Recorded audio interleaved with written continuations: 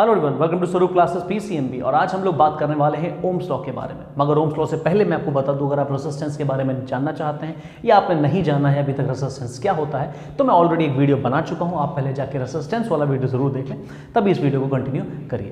तो चलिए ohms law के बारे में बात कर लेते हैं। पहले मैं एक स्टेटमेंट देता हूँ ओम्स लॉ के बारे में, फिर हम लोग बात करते हैं कि ये क्या है, कैसे अप्लाई करते हैं इसे, और फिर प्रोसीड करेंगे फर्दर। देखिए Ohm's law, Ohm's law, it states that if the physical conditions remains constant. And what physical conditions we are referring to? Okay, let me write that first. Physical conditions like temperature, okay, not and, pressure, etc. remains constant. It says that if the physical conditions like temperature, pressure, etc. remains constant, the amount of current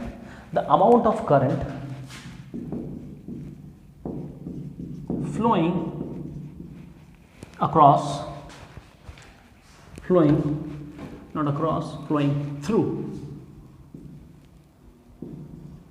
through the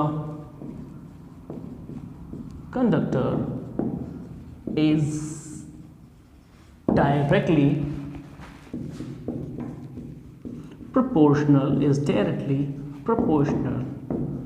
to the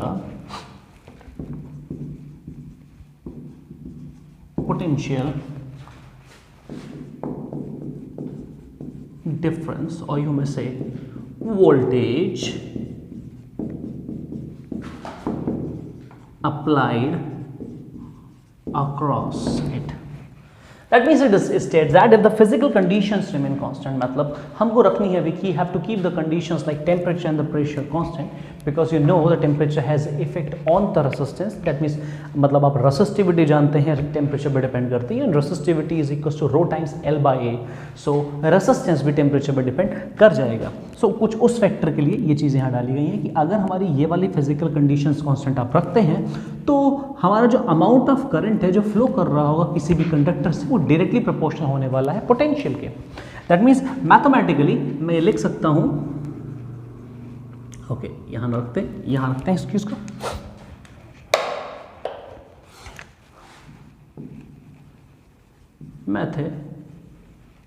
mathematically हम लोग कह सकते हैं, मैं यहाँ पर लिख सकता हूँ सपोज V इज द, चलिए यहाँ पे डायग्राम बना देता हूँ मैं, उस पर सब कुछ कंसीडर हो जाए। Suppose this is the device across which you have applied potential, okay, let me manage the space, this is some device, okay, और इसके पास आपने एक वोल्टेज लगा दिया है कुछ ऐसा। एंड सपोज ये जो डिवाइस है ना, इसके पास रेजिस्टेंस जो है वो R है, और आपने जो वोल्टेज यहाँ पे लगाया है वो है V। तो मैं कहना कुछ ऐसे वाला हूँ कि वोल्टेज जो होने वाला है, the potential difference that you applied across this certain device, और you can say conductor, is directly proportional to the current that is flowing through the conductor, और you may say the current flowing, you can write in this way, because statement जो हमको guide कर रहा है, वो statement हमको guide कर रहा है कुछ ऐसा लिखने के लिए, that I proportional to V। ठीक है, तो पहले हम लोग गलत लिखेंगे, that is I proportional to V। This is जो हमको स्टेटमेंट से मिला था, current flowing is directly proportional to this, and you can write it in other way, that is V proportional to I। मैं यहाँ से प्रोपोर्शनलिटी साइन हटाऊंगा, यहाँ पर आएगा हमारा प्रोपोर्शनलिटी कांस्टेंट, और ये हमारी ओम्स लॉ की इक्वेशन बनेगी। This is the mathematical form of Ohm's law, this is the mathematical form of Ohm's law. Done. अब ये भी पूछ सकते हो कि मैं क्या इससे ही नहीं ऑब्टेन कर सकता था? Of course I can obtain the expression, because अगर आपको इससे ऑब्टेन करना हो तो आप इसको कुछ ऐसा लिखेंगे, that I proportional to, okay, I proportional to V, but in that this case आपको अगर लगाना है तो आपको कांस्टेंट टू प्रोपोर्शनलिटी लगाना पड़ेगा 1/r। आप इस एक्सप्रेशन से भी ऑब्टेन कर सकते हो Ohm's law. You can obtain the expression of Ohm's law using this thing, because ये चीज़ें एक ही सी होती हैं, इस वजह से मैं इसको फ्लिप कर सकता हूँ। बट अगर आप आस्क करोगे, पूछोगे कि ये ही हम क्यों नहीं कन्वर्ट करते, तो yes you can convert this, but in that case the constant of proportionality will be 1/r। Done. देखिए आगे बात करते हैं। Okay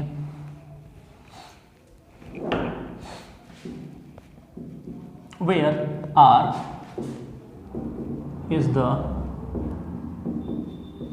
constant of proportionality, is the constant of proportionality, r हमारा है constant of proportionality, and is called resistance, and that you have already studied कि resistance क्या है, it's called resistance. One fact you may also write, और वो कुछ ऐसा जाने वाला है। okay, the value of resistance depends upon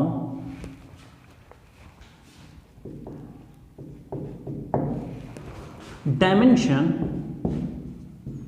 of conductor, that means we are talking about length and thickness, that is length and thickness, dimension of conductor, ठीक है, nature of conductor and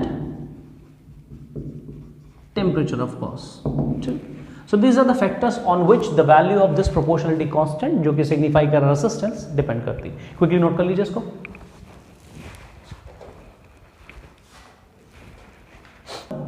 हम लोग ये बात और पिकअप कर सकते हैं। फर्स्टली यहां पर हम लोग लिख सकते हैं, अगर इस फॉर्मूले को देखें सो हम लोग लिख सकते हैं R is equals to V over I, I is equals to V over I। और हम लोग ऑलरेडी बात कर चुके हैं, जानते हैं वोल्टेज की यूनिट जो होती है दैट इज वोल्ट, और करंट की यूनिट होती है एम्पियर, तो इस वजह से मैं लिख सकता हूँ वोल्ट एम्पियर इनवर्स, और इसी चीज़ को हम लोग बोलते हैं ओम्स, और इसी चीज़ को हम लोग क्या बोलते हैं, ohm, denoted by Greek symbol omega. ऐसे ओमेगा से नोट, मैं ऑलरेडी बात कर चुका हूँ, बस यहाँ पर ऐड कर रहा हूँ। देखो इसी कॉम्बिनेशन को, this combination of unit is also called ohms. Like आप जानते हो kg मीटर पर सेकेंड स्क्वायर को जैसे हम लोग न्यूटन्स बोलते हैं, वैसे इसको हम लोग ओम्स बोलते हैं। ओके, यहाँ से मैं एक चीज़ और कर सकता हूँ, if I need to define ohms, मतलब जैसे हम लोग डिफाइन करता 1 कूलम कितना होता है। 1 कूलम हमने कहा था 1 coulomb is equals to 6.25 10 raise to 18 electrons. 1 coulomb जो होता है, 1 कूलम हमने कहा था 1 coulomb is equals to 6.25 10 raise to 18 electrons. जब आप इतने इलेक्ट्रॉन्स को कंबाइन करते हो तब आपको मिलता है 1 कूलम चार्ज, ठीक है ना। इसी तरीके से हमको डिफाइन करना है कि हमारे पास जो 1 ओम रेजिस्टेंस होगा वो कितना होता है। That means what do you mean by 1 ohms. अगर मैं रेजिस्टेंस की लॉजिकल डेफिनेशन जो कि आपको दूं तो आप ऑलरेडी जानते हैं, resistance it is the opposition to the flow of the current. It is simply the opposition to the flow of the current. मैं आपको बताना चाहता हूं, अभी इसके बाद आपके पास बहुत इंटरेस्टिंग प्रॉब्लम्स आने वाले हैं, तो ध्यान से पढ़िए। ओम्स लॉ को हम लोग बहुत अलग तरीके से अप्लाई करने वाले हैं यहाँ पर। देखिए करंट सिंपली, और अगर मैं डिफाइन करूँ, डिफाइन 1 ओम्स, चलिए define 1 ohm, that means what is 1 ohm. Resistance किसी कंडक्टर का 1 ओम कब कहलाता है। अगर हमें ये चीज़ डिफाइन करनी है तो हम लोग कैसे करेंगे। देखिए फर्स्टली तो मुझको मालूम है दैट आप लोग जानते हैं R is equals to V over I, तो हम लोग क्या करेंगे, put V is equals to 1 volt and हम लोग करने वाले हैं पुट करंट बराबर 1 एम्पियर। अगर आप ऐसा करेंगे देन गोइंग टू हैव इस फॉर्मूले से V is equals to 1 volt per ampere which is equal to 1 ohm. इसी चीज़ को तो हम लोग ओम बोलते हैं, तो इसको डिफाइन कर सकते हैं। यहाँ से हम लोग डिफाइन कैसे करेंगे, देखिए the resistance of the conductor is said to be 1 ohm when 1 ampere of current flows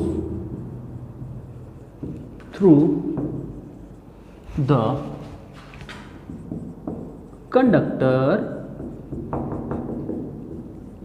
when potential difference of 1 volt is applied across it।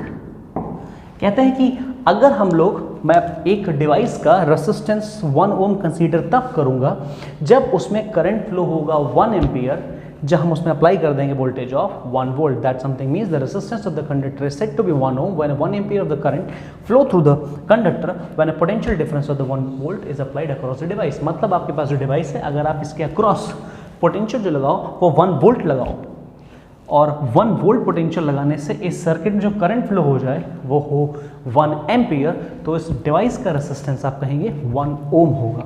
ठीक है, कुछ और बातें कर लेते हैं। ओके, तो यहां तक हो गया, डन। देखिए फिर आगे स्टार्ट करते हैं। अब बात करते हैं, देखिए फिर से इस एक्सप्रेशन, अगर आप इसको देखिए यहां पर, तो आप ये समझिए I is equals to V by R. इस स्टेटमेंट को आप इस देखिए, अगर मैं इस बात में कहूं दैट कि हमारा जो करंट है, यहां पे जो कुछ पॉइंट्स आप बना सकते हैं वो यहां से निकाल सकते हैं, that the current in the circuit is directly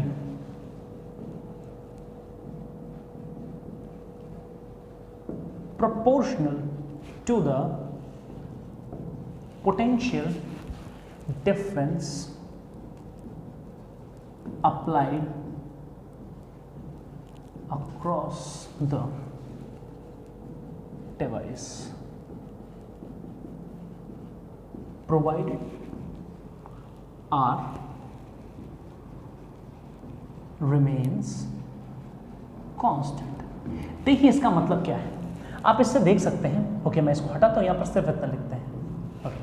The current in the circuit is directly proportional to the amount of voltage applied across the device। सीधी सी बात है, अगर आप यहाँ पर कांस्टेंट रखते हैं करंट रेजिस्टेंस, तो अगर आप वोल्टेज को बढ़ाने वाले हैं तो आपका करंट भी प्रोपोर्शनली बढ़ जाएगा। That's a simple fact. Another one, okay, make it 1। Secondly, that something means अगर मैं यहाँ पर लिखना चाहूँ तो लिख सकता हूँ, upon doubling the voltage the current also get doubled. That is for given resistance on doubling voltage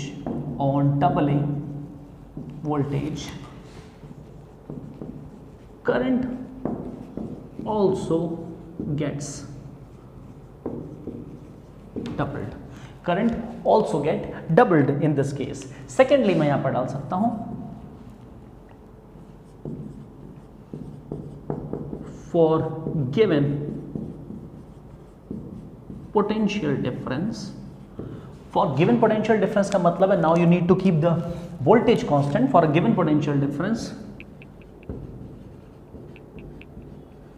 the current in the circuit is inversely proportional to the current in the circuit is inversely proportional to the resistance of the circuit। मतलब अगर आप voltage constant रखिए और आप circuit में resistance बढ़ा दीजिए, तो आप वैसे भी इसको लॉजिकली भी समझते हो, अगर आप सर्किट में रेसिस्टेंस बढ़ा रहे हो दैट समथिंग मीन्स कि आप सर्किट में जो ऑपोजिशन है to the flow of current वो बढ़ा रहे हो। अगर आप ऑपोजिशन बढ़ा रहे हो तो सर्किट में डेफिनेटली करंट की वैल्यू जो हो जाएगी वो कम हो जाएगी। सो यही मतलब है इसका। इसको मैं ऐसे भी लिख सकता हूं, that is upon doubling the resistance, the current in the circuit get or circuit reduced to half, यूँ कह सकते हैं, यूँ कह सकते हैं आप, reduced to half, simple as that. Circuit में जो करंट होगा वो रिड्यूस हो जाएगा to the half of the value. आप यहीं से देख सकते हैं, रेजिस्टेंस डबल कर दीजिए, ये फैक्टर कांस्टेंट है तो यहाँ पर 1/2 का फैक्टर इंट्रोड्यूस हो जाएगा, पास ऑफ करंट आपका क्या हो जाएगा, हाफ हो जाने वाला है। अंदर वन यहाँ पर जरा देखें,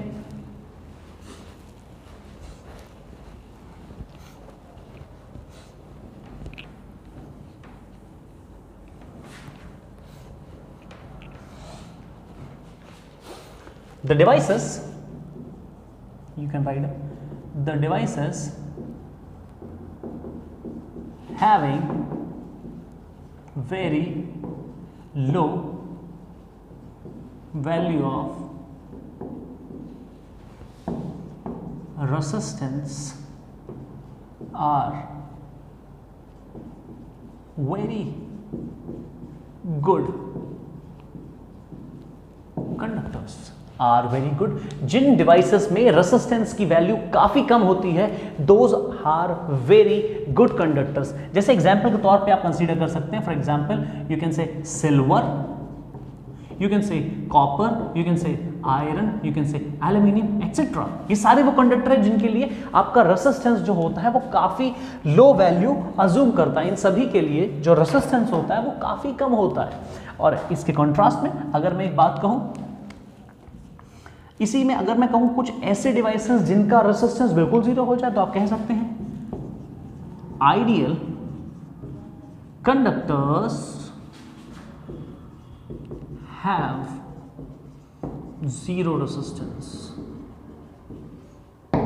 आइडियल कंडक्टर्स जो होने चाहिए उनका रेसिस्टेंस जीरो होना चाहिए। आइडियल कंडक्टर्स के पास रेसिस्टेंस जीरो होना चाहिए।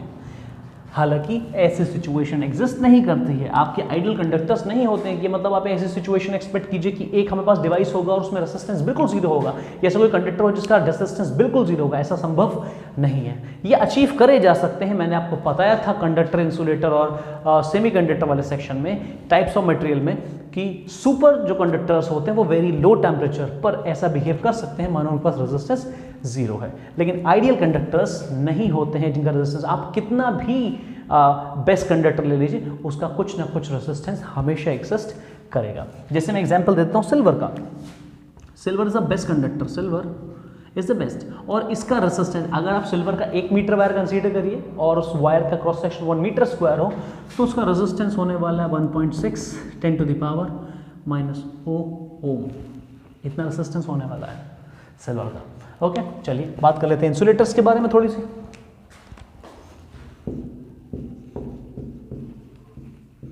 Insulators have very high value of resistance, ठीक है ना। तो इसका मतलब क्या, so these are used to make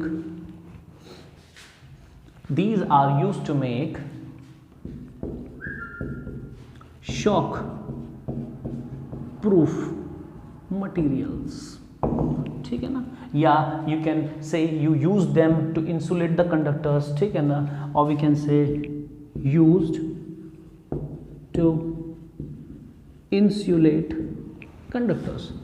आप ये भी कह सकते हैं ये कंडक्टर्स को इंसुलेट करने के लिए इस्तेमाल करा जाता है। जैसे हमारे घर की वायरिंग, जो वायरिंग है उसमें क्या चीज़ें हैं, उसके ऊपर एक प्लास्टिक एक आपका पॉलीमर का एक कवर है, जिसकी वजह से आप जो वायर है कॉपर का उसके कांटेक्ट में नहीं आते हो, तो वो एक सेफ्टी की तरह वर्क करता है।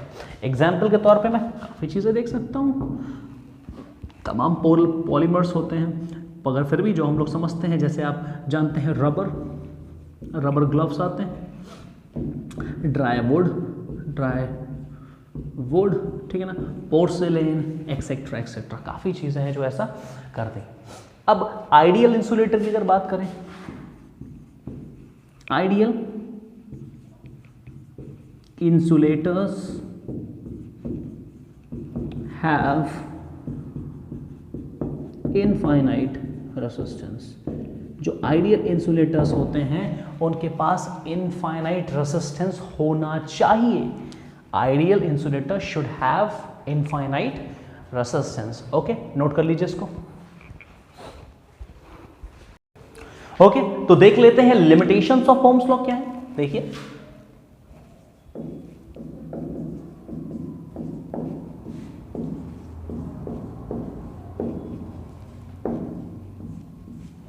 ओम्स लॉ की लिमिटेशंस मतलब किस कंडीशन, मतलब there are some cases where these, मतलब दिस जो अपने एक एक्सप्रेशन पढ़ा है mathematical v is equal to Y, ये फॉलो अप नहीं होता है। देखिए, जैसे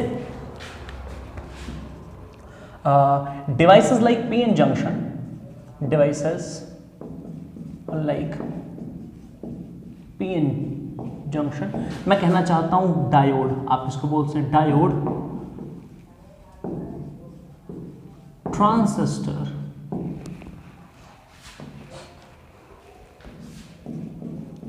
do not obeys Ohm's law। ये ओम्स लॉ को फॉलो नहीं करते हैं। ओम्स लॉ ये डिवाइस फॉलो नहीं करते हैं। देखिए, ओम्स लॉ का अगर मैं आपको ग्राफिकल रिप्रेजेंटेशन बताऊं, जो कि अभी हम लोग थोड़ी देर में देखेंगे, ओम्स लॉ की अगर इक्वेशन देखिए, ओम्स लॉ की अगर हम इक्वेशन देखें, ओम्स लॉ, तो वहां पर V जो है वो I का डायरेक्ट रिलेशन में, I और V का डायरेक्ट रिलेशन। तो अगर मैं ग्राफ बनाऊंगा फॉर ओम्स लॉ, तो उसका ग्राफ जो होना चाहिए वो एक स्ट्रेट लाइन होना चाहिए। ओम्स लॉ का जो ग्राफ होना चाहिए वो एक स्ट्रेट लाइन होना चाहिए, मगर ओम्स लॉ का ग्राफ स्ट्रेट लाइन है यहाँ पर। लेकिन इन केसेस में अगर मैं V और I का ग्राफ बनाऊं तो वो स्ट्रेट लाइन नहीं बनेगा। जैसे मैं एक एग्जांपल आपको देता हूं बना के, हम लोग अगर एग्जांपल ले लें डायोड का, तो डायोड के केस में अगर आप ग्राफ बनाने वाले हैं, नॉट दिस वे, कुछ ऐसे, ये होती है IV कैरेक्टरिस्टिक, IV ग्राफ, तो वो कुछ ऐसे बनता है, कुछ ऐसा। यहां पर ओम्स लॉ फॉलो अप होना बंद हो जाती है। मैं थोड़ा डायग्राम को छोटा कर रहा हूं, कुछ ऐसा दिखता है ग्राफ। ये है डायोड का। सो इस तरीके से आप देख सकते हैं V और I के बीच में कोई डायरेक्शन है ही नहीं, तो यहां पर ओम्स लॉ फॉलो नहीं हो रही है। Secondly, this is the first point. Secondly, at very high temperature, the devices deviates from Ohm's law। जो डिवाइसेस होते हैं वो भी ओम्स लॉ से डिविएट कर जाते हैं। देखिए, जो डिवाइसेस ओम्स लॉ को फॉलो करते हैं उनको ओमिक कंडक्टर्स बोलते हैं। जैसे जिस केस में at very high temperature devices, या आप कह सकते हैं ओमिक कंडक्टर्स, क्योंकि जो डिवाइसेस ओम्स लॉ को फॉलो करते हैं वो कैटेगराइज करे जाते हैं अंडर ओमिक कंडक्टर। और यू कैन से यहां पर आप कैटेगरी डाल सकते हो, ये मैं लिख रहा हूं for ohmic conductors, ohmic conductors के लिए। मैं जानता हूं क्लैरिटी थोड़ी खराब हो गई है यहां पर, let me right it again. अगर आप इसको आप कैटेगराइज कर सकते हो for a non ohmic conductor. अगर मैं डिवाइस का मतलब ऐसे एक डेफिनेशन आपको दूं for a non ohmic conductor, तो कुछ ऐसे दी जाएगी। देखिए, यहां पर आप एज ए नोट लिख सकते हैं, नॉन ओमिक कंडक्टर्स। उसकी डेफिनेशन हम लोग कैसे देंगे? हम लोग लिखेंगे the devices which do not obeys Ohm's law, which do not obeys Ohm's law are called non-ohmic devices or you can say non-ohmic conductor. Example यही आपका डायोड, एक और होता है ट्रांजिस्टर, एक आप और लिख सकते हैं thermistor etcetera.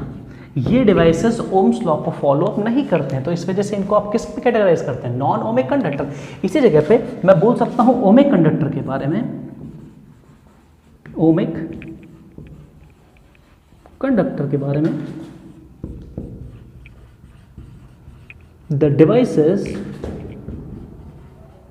which obeys Ohm's law are called ohmic conductor.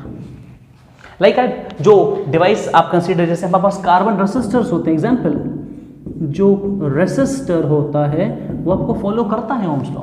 अगर मैं कहूँ नॉन ओमिक कंडक्टर में अगर आप बल्ब का फिलामेंट ले लें तो बल्ब का जो फिलामेंट होता है वो ओम्स लॉ को फॉलो नहीं कर सकता, तो वो नॉन ओमिक कैटेगरी में आप रख सकते हैं। डन। यहां पर आप क्या रख सकते हैं? रेसिस्टर, जो हम लोग जनरली इस्तेमाल करते हैं रेसिस्टर, ओमिक कंडक्टर रख सकते हैं। अब यहां पर मैं लिमिटेशन का एक पॉइंट रखना चाहता हूं, ये तो नोट है आपका इस सिचुएशन में, तो नोट है इसकी, ये फर्स्ट लिमिटेशन। सेकेंड लिमिटेशन देखिए, ohmic conductors deviates from Ohm's law, deviates from Ohm's law। जो ओमिक कंडक्टर होते हैं वो भी कभी कभी डेविएशन शो कर देते हैं, ohms deviates from Ohm's law behaviour, Ohm's law behaviour at high temperature. और ऐसा होता है हाई टेम्परेचर पर जो ओमिक डिवाइसेस होते हैं वो अपना बिहेवियर जो होता है वो चेंज कर देते हैं, वो उस टाइम पर ओम्स लॉ को फॉलो करना बंद कर देते हैं। क्या होता है उस टाइम पर? उस टाइम पर अगर आप V और I के बीच में ग्राफ बनाएंगे तो ग्राफ जो होगा वो स्ट्रेट लाइन ना होके आपको ग्राफ कुछ ऐसा दिखने वाला है एट हाई टेम्परेचर। ये तो आपका ओम्स लॉ का नॉर्मल ग्राफ है, जैसे हाई टेम्परेचर पे जाओगे जो डेविएशन होगा वो स्टार्ट हो जाएगा and the graph is no longer a straight line. मतलब यहां पर आप हाई टेम्परेचर पर डेविएशन आसानी से नोटिस कर सकते हो। Done, that's all. अच्छा एक बात और समझिए, यहां पर आपको समझने वाली बात यहां पर यह होगी कि अगर मैं कभी भी एक डिवाइस जो कि ओमिक कंडक्टर है उसके लिए वीआई ग्राफ बनाऊंगा तो हमेशा एक स्ट्रेट लाइन होगी, और अगर एक नॉन ओमिक डिवाइस है तो डेफिनेटली उसकी जो ग्राफ होगी, देखिए इन ग्राफ्स को कैरेक्टरिस्टिक भी कहते हैं। These graphs are also called characteristics। तो अगर हम कैरेक्टरिस्टिक ड्रॉ करेंगे तो ये कैरेक्टरिस्टिक जो होंगी वो स्ट्रेट लाइन नहीं होंगी। क्विकली नोट कर लीजिए इसको, फिर हम लोग आगे प्रोसीड करते हैं। अब देखिए, अगर इस बात को एक लॉजिकल पेस पे आप समझना चाहते हैं कि कैसे ओम्स लॉ से ये डेविएट करते हैं, तो सिर्फ एक क्विक पॉइंट ऐड कर दे रहा हूं, समझ जाइएगा, नहीं समझेंगे तब भी चलेगा। देखो, आप जानते हो कि रेसिस्टिविटी जो होती है वो टेम्परेचर डिपेंडेंट होती है। Resistivity depends on temperature. Temperature बढ़ाओगे रेसिस्टिविटी बढ़ेगी, रेसिस्टिविटी बढ़ाओगे तो रेसिस्टेंस बढ़ेगा, और रेसिस्टेंस बढ़ाओगे तो आपका जो ये वाला रिलेशन है इसमें आर फैक्टर कांस्टेंट नहीं रह जाएगा, क्योंकि आप जानते हो ना ये आई के साथ वी का रिलेशन डायरेक्टली प्रोपोर्शनल तभी तक तो है जब तक आर कांस्टेंट है, और अगर आप टेम्परेचर बढ़ाओगे ना तो आर आपका वेरिएबल हो जाएगा, आर भी बढ़ेगा घटेगा ऐसा होगा। तो अगर ये भी वेरिएबल होएगा तो ये इसके डायरेक्टली प्रोपोर्शनल नहीं रह जाएगा, और ग्राफ आपका स्ट्रेट लाइन से क्या कर जाएगा? डिविएट कर जाएगा। Okay, so that's all. अब कुछ और बात कर लेते हैं। देखिए, हम लोग ग्राफिकल रिप्रेजेंटेशन पर बात कर लेते हैं ओम्स लॉ के।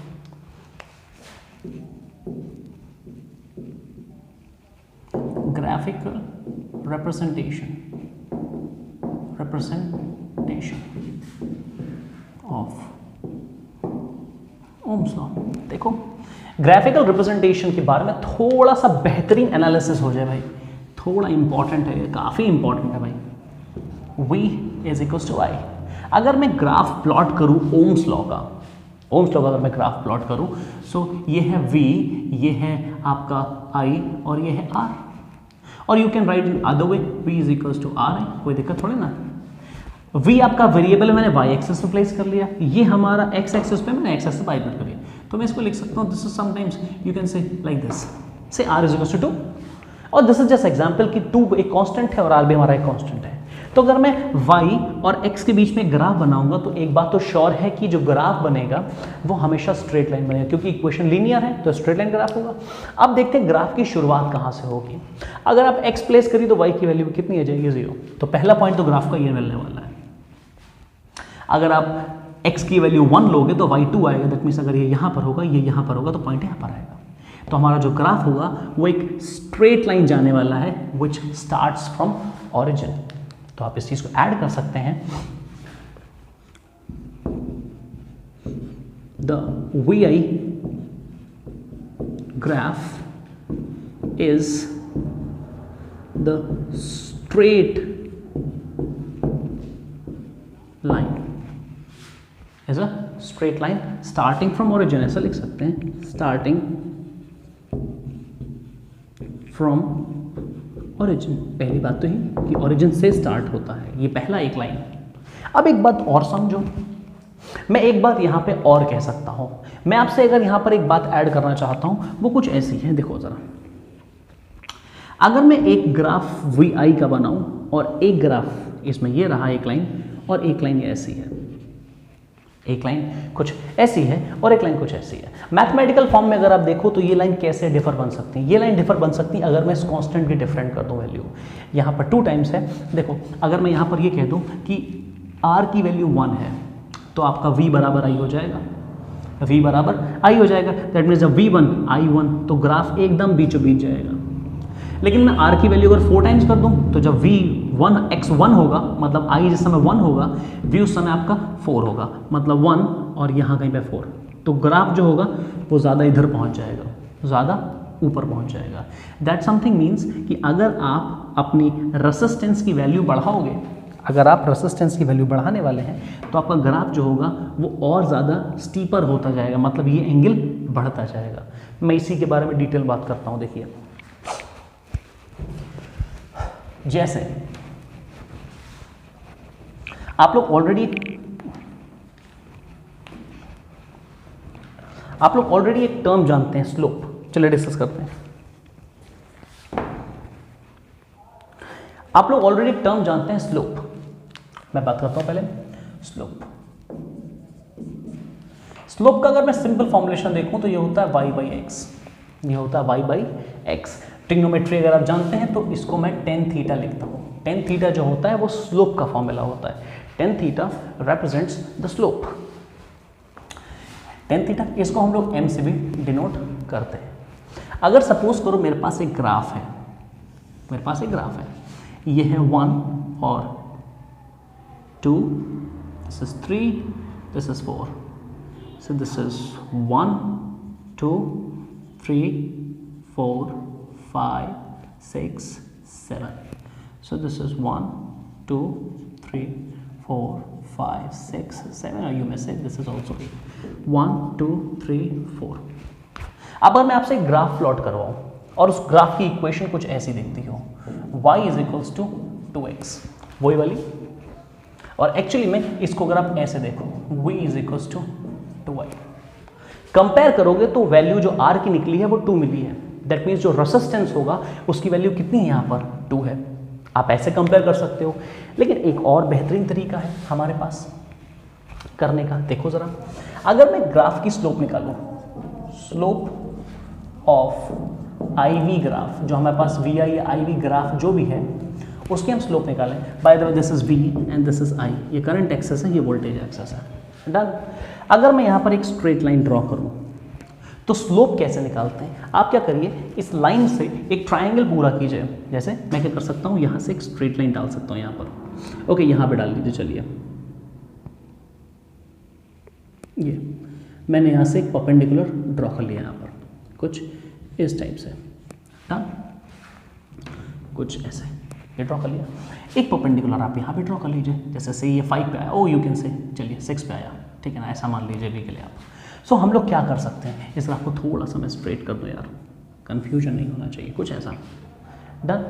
मतलब इसमें यहाँ पर ये 4 है और यहाँ पर ये 6 है। अगर मैं कहूँ आपसे इस ग्राफ की मुझे स्लोप चाहिए तो डेफिनेटली मुझे निकालना क्या होगा, tan of theta, where this is theta.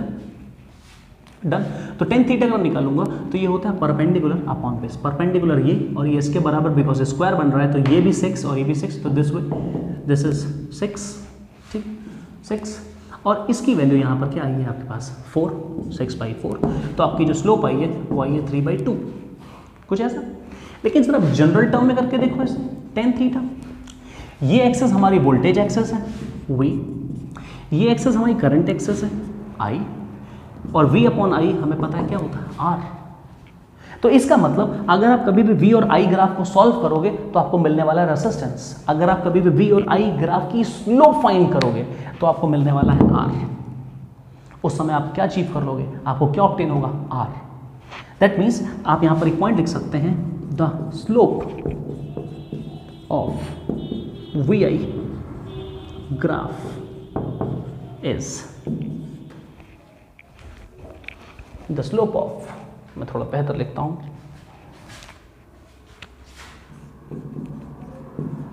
The slope of VI graph is resistance.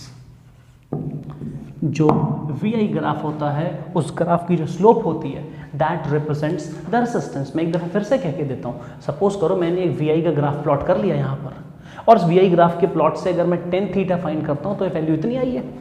लेकिन अगर सपोज कर लो मैं यहाँ पर कोई वैल्यू कंसीडर ना करूँ, मैं कहूँ ये V है जो कि है, ये V की कोई भी एक पर्टिकुलर वैल्यू होगी, यहाँ पर आप 6 की जगह कंसीडर कर लो कि हमारे पास यहाँ पर क्या मार्क्ड है V, और यहाँ पर 4 पे कंसीडर कर लो क्या मार्क्ड है, यहाँ पर I मार्क्ड है। तो अगर मैं tan थीटा निकालूंगा तो इसकी हाइट कितनी बनी यहाँ पर, ये बनी V, और बेस कितना बना, मतलब परपेंडिकुलर V बना, और बेस कितना बना I, तो मैं क्या लिखूंगा V/I, और V/I आप ओम्स लॉ से निकाल सकते हो। ओम्स लॉ से मुझे पता है V इज टू IR, तो V/I आपका किसका बराबर होगा, R के बराबर होगा, और V/I अगर आपका R के बराबर है तो ये चीज़ आपके R के बराबर होगी। लेकिन ये तो स्लोप है, तो स्लोप हमारी किसके बराबर होगी, tan थीटा, मतलब रेसिस्टेंस के बराबर होगी। मतलब आप अगर VI ग्राफ की कभी स्लोप निकालोगे तो आपको मिलने वाला है रेसिस्टेंस। I hope clear. यहाँ पर एक और बात ऐड कर देता हूँ, थीटी की वैल्यू जितनी ज़्यादा होती है, सॉरी थीटा की वैल्यू जितनी ज़्यादा होती है tan थीटा की वैल्यू उतनी ही ज़्यादा होती है। क्योंकि आप जानते हो थीटा की वैल्यू, अगर आप नहीं भी जानते हो तो सुनो, थीटा अगर 0 होता है तो tan थीटा भी 0 होता है, लेकिन थीटा जैसे जैसे बढ़ता है tan थीटा की वैल्यू बढ़ती जाती है, और tan थीटा हमारा क्या है, स्लोप। तो दैट समथिंग मीन्स कि स्लोप जो हो रही है वो भी इंक्रीज हो रही है। इसका मतलब कुछ ऐसा है, स्लोप इज ऑल्सो इंक्रीजिंग, और स्लोप अगर इंक्रीज हो रही है तो इस टाइम हमारा स्लोप क्या रिप्रेजेंट कर रही है, रेसिस्टेंस। तो रेसिस्टेंस भी बढ़ेगा, थीटा बढ़ा दैट मीन्स क्या, थीटा, ये थीटा बढ़ेगा अगर तो tan थीटा बढ़ेगा, tan थीटा बढ़ेगा तो स्लोप बढ़ेगी, स्लोप क्या रिप्रेजेंट, रेजिस्टेंस, तुम्हारा रेजिस्टेंस भी बढ़ेगा।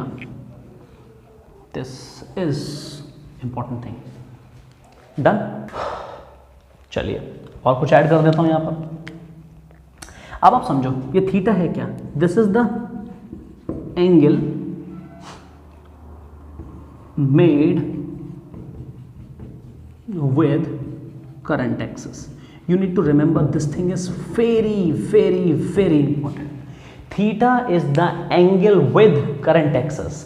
थीटा जो एंगल आपको लेना है वो हमेशा करंट एक्सेस के साथ लेना है। मैं कुछ एग्जांपल्स देता हूं, आप इस बात को बहुत अच्छी तरीके से समझ जाओगे मैं कहना क्या चाहता हूं यहाँ पर। जैसे सपोज करो मेरे पास एक VI ग्राफ है जो कि बहुत इंपॉर्टेंट है, क्वेश्चन तौर पे पूछा जाता है। मेरे पास एक VI ग्राफ है, VI ग्राफ, एक ग्राफ ऐसा जा रहा है, एक ग्राफ ऐसा जा रहा है यहाँ पर। ये है डिवाइस नंबर A और रेजिस्टेंस A, और ये है B, और आपसे पूछ लिया जा रहा है कि इनमें से कौन से डिवाइस का, A डिवाइस से B डिवाइस में से रेजिस्टेंस किसका ज़्यादा होगा। आपको ये वाला एनालिसिस लगाना पड़ेगा, A का रेजिस्टेंस ज़्यादा होगा, B का रेजिस्टेंस ज़्यादा होगा। अब आपको सिचुएशन यहाँ पे अप्लाई करो, थीटा क्या लेना होता है, थीटा हमेशा आप मार्क कर लो करंट एक्सेस के साथ। So this is theta for B and this is theta for A, this is theta for B and this is theta for A। अगर आप देखें यहाँ पर तो theta for A is greater than theta for B, that something means theta of 10, that means tan of theta of A is greater than tan of theta B, that something slope of A greater than slope of V. This something means because slope represents the resistance, that means resistance of A must be greater than the resistance of B. तो जिसका angle बड़ा होगा उसकी slope बड़ी होगी, और slope represent कर रहा है क्या, रेजिस्टेंस, तो रेजिस्टेंस बड़ा होने वाला है. Most important fact that is to be noted, angle हम लोग करंट एक्सिस के साथ कंसीडर करते हैं, बिकॉज इसको हम लोग अदर वे राउंड भी बना सकते हैं. जैसे देखो ग्राफ ऐसा, ओके जस्ट वेट, मैं इसको उधर बनाता हूँ. एक आधा सवाल, क्वेश्चंस से मेरे पास अपनी 3 डिवाइस हैं, ए बी सी कंसीडर कर लीजिए. We have 3 devices, A B C, C B A, and this is V, this is I. What do you say, किसका ज्यादा होने वाला है, ए का रेजिस्टेंस ज्यादा होने वाला है, बी का ज्यादा होने वाला है, सी का ज्यादा होने वाला है. अगर आपने चॉइस एक ही करी है तो आप लोग सही है, बिकॉज हम लोग कंसीडर करते हैं एंगल किस साथ, करंट एक्सिस साथ. करंट एक्सिस साथ सबसे ज्यादा एंगल किसका, ए का है, उससे सबसे कम सी का, फिर उससे कम सी का, बी का.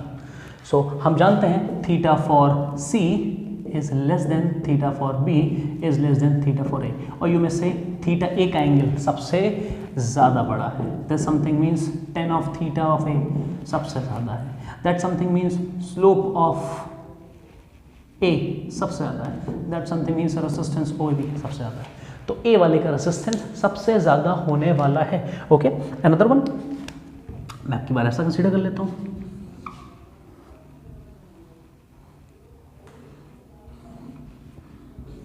एक, दो, तीन, ठीक. C B A, okay not this one, C. अब बताओ किसका ज़्यादा है, ए का, बी का, सी का, किसका ज़्यादा होने वाला है. ऑफ कोर्स ज़्यादा होने वाला है सी का, बिकॉज इस टाइम पर सी ज़्यादा बड़ा एंगल बना रहा है हमारा यहाँ पर. किसके साथ, ए के साथ. अब अगर मैं इसके लिए एक और एग्जाम्पल ड्रॉ कर लूँ, देखो यहाँ पर this is I V A B C. सबसे ज़्यादा एंगल किसका होगा, देखिए और बताइए.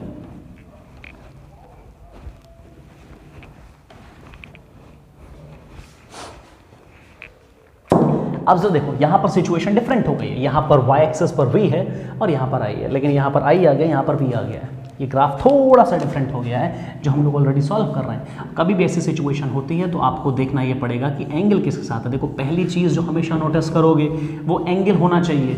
ये नहीं देखोगे बड़ा किसका है, पहले देखो एंगल एक्सिस कौन कौन सी हैं. ये हमारी v एक्सिस है और यहाँ पर i एक्सिस है. मैंने हमेशा कहा है कि करंट कंसीडर, सॉरी आपको जो एंगल कंसीडर करना है वो हमेशा करंट एक्सिस के साथ होना चाहिए. तो क्या करें करंट एक्सिस साथ, ये एंगल आपका i, सो यहाँ पर ये theta, this is another theta and this is last theta. So this is for a, this is for b and this is for c. हमारे पास तीनों के एंगल्स हैं विद करंट एक्सिस. आपको कंसीडर करने होते हैं एंगल करंट एक्सिस साथ, और करंट एक्सिस साथ अगर मैं देखूं तो ए का एंगल सबसे छोटा है, दैट मीन्स थीटा ऑफ सी जो है ज़्यादा है थीटा ऑफ बी से, ज़्यादा है थीटा ऑफ ए से. Okay, and that something means theta of C सबसे ज़्यादा, इसका मतलब रेजिस्टेंस ऑफ थीटा सी भी सबसे ज़्यादा. और अगर इससे निकालना चाह रहे हो तो थीटा ऑफ सी सबसे ज़्यादा, फिर उससे छोटा थीटा ऑफ बी, फिर सबसे छोटा थीटा ऑफ, मतलब रेजिस्टेंस नॉट थीटा, मैं रेजिस्टेंस की बात कर रहा हूँ. रेजिस्टेंस सी का सबसे ज़्यादा, फिर आपका बी का, फिर आपका ए का. सो दैट्स हाउ ये ग्राफिकल रिप्रेजेंटेशन से आप सॉल्व करते हो ओम्स लॉ के question. These are quite important, कभी कभी पूछे भी जाते हैं और आपको पता होना चाहिए ओम्स लॉ के. नाउ ओम्स लॉ तो एंड हो गया हमारा. ओम्स लॉ में हम लोग जो इस्तेमाल करने वाले हैं कुछ न्यूमेरिकल्स करेंगे. ओम्स लॉ का इस्तेमाल हम लोग करेंगे कुछ न्यूमेरिकल्स को सॉल्व करने में. लेकिन ओम्स लॉ पे एक सिंपल एग्जाम्पल्स, अगर मैं सिंपल एग्जाम्पल देखूं तो वो कुछ ऐसा जाएगा. मैं सिर्फ एक हिंट दे रहा हूं, न्यूमेरिकल्स नेक्स्ट सेक्शन में कंसीडर करेंगे. सपोज करो एक सर्किट है ये, okay, and here we have a battery, this is a battery, and say मेरे पास यहाँ पर रेजिस्टेंस लगा हुआ है एक, ओके, रेजिस्टेंस से दिस इज 10 ohms, और यहाँ पर जो वोल्टेज मैंने लगा दिया है say that voltage is 100 volts. ठीक है, मैं ऐसे कंसीडर कर रहा हूँ कोई भी आर्बिट्ररी वैल्यूज. अब अगर मुझसे कोई पूछ दे कि आप सर्किट में करंट बताइए, तो कुछ नहीं करना है, हमारे पास V है, हमारे पास I है, हमारे पास वोल्ट है, हम I निकाल लेंगे. V is equals to I R, and I is equals to V by R. That something means 100/10. Make sure units आपकी SI हो, इसका ध्यान रखिएगा. So that is 10 ampere. That's all. Ohms law के सिंगल रेसिस्टेंस सवाल कुछ ऐसे ही होते हैं. अगली बार में आपको क्या करा जाएगा, आपको बैटरी हटा दीजिएगा, करंट दे दिया जाएगा, या बैटरी और करंट दे दिया जाएगा तो आपको रेसिस्टेंस निकालना होगा. तो कुछ सिंप्लीफाइड वर्जन में सिंगल रेसिस्टेंस के सवाल तो ऐसे लगते हैं जब आपके सर्किट में सिर्फ एक रेसिस्टेंस लगा होता है. लेकिन सिचुएशन ये नहीं है, सिचुएशन डिफरेंट होने वाली है. हमको जो सर्किट मिलने वाले हैं कुछ डिफरेंट है. हम लोग जो सर्किट देखेंगे वो कुछ ऐसे देखते हैं. ओके, हमारे सर्किट ऐसे आने वाले हैं. सही समथिंग. और यू में से हमारे पास जो सर्किट आने वाला है जिसको हमें सॉल्व करना पड़ेगा वो कुछ ऐसा देखेंगे. ओके, हमें इनको सॉल्व करना सीखना है, हमें इनको सॉल्व करना सीखना है. और भी सिचुएशन डिफरेंट आएंगे, और भी डिफरेंट आएंगे, तो वहां पर हमको पढ़ना पड़ेगा series combination and parallel combination. Basically मैं बात कर रहा हूं कॉम्बिनेशन की. मतलब मैं एक रेसिस्टेंस की वजह I am using a number of resistance and combining it. उस पर सर्किट सॉल्व करना पड़ेगा. ओम्स लॉ वहां लगा के देखनी पड़ेगी, वो ज़्यादा इंपॉर्टेंट है.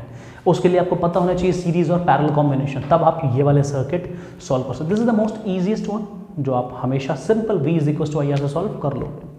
बट मेन बात यहाँ पे आती है.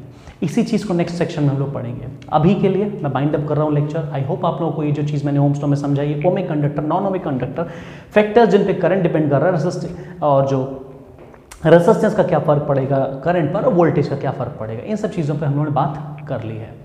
अगर आपको लेक्चर अच्छा लगा हो so please give thumbs up to the lecture. Subscribe अगर आपने नहीं करा हो तो सब्सक्राइब कर लें, नोटिफिकेशन बेल पे हिट कर दें. और मैं रेगुलरली अब 10th के लेक्चर लाता रहूँगा. मैं 12th में थोड़ा बिजी हो गया था, इस वजह से आपका लेक्चर ये लेट हुआ है. नेक्स्ट टाइम से आपको मिल जाएगा. और वन मोर फैक्ट, मैं एक और प्लेलिस्ट स्टार्ट कर रहा हूँ जिसमें मैं लाइट का चैप्टर स्टार्ट कर रहा हूँ, क्योंकि कुछ स्टूडेंट्स रिक्वेस्ट कर रहे हैं कि लाइट की आवश्यकता है इस टाइम पे, चैप्टर लाइट जो आपका है फिजिक्स में.